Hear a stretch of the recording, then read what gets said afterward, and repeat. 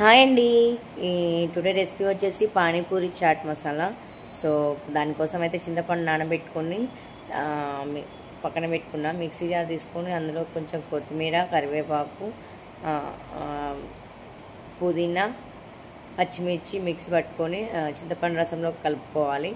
తర్వాత చాట్ మసాలా అందులోకి అయితే వేసుకోవాలి. కంపల్సరీ చాట్ మసాలా వేసుకుంటేనే టేస్ట్ వస్తుంది.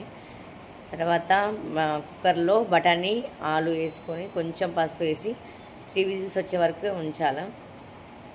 తర్వాత ప్యాన్ తీసుకొని ఆయిల్ వేసుకొని కొంచెం జీలకర్ర, పచ్చిమిర్చి, ఆనియన్, కొంచెం పసుపు, కొత్తిమీర, కరివేపాకు వేసి ఫ్రై చేసుకోవాలి. తర్వాత అందులోకి 1 టమాటా కట్ చేసుకొని వేసుకోవాలి. అవి బాగా ఫ్రై అయిన తర్వాత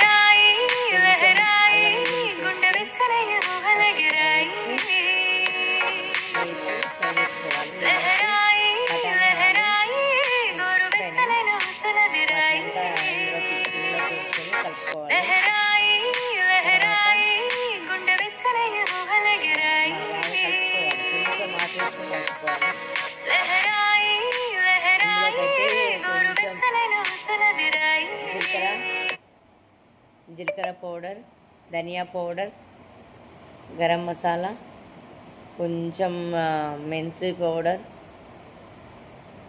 కారం, సరిపోకపోతే కొంచెము సాల్ట్, కొంచెం చాట్ మసాలా వేసి బాగా కుక్ చేసుకోవాలి. 2-3 మినిట్స్ లో ఫ్లేమ్లోనే కుక్ చేసుకోవాలి.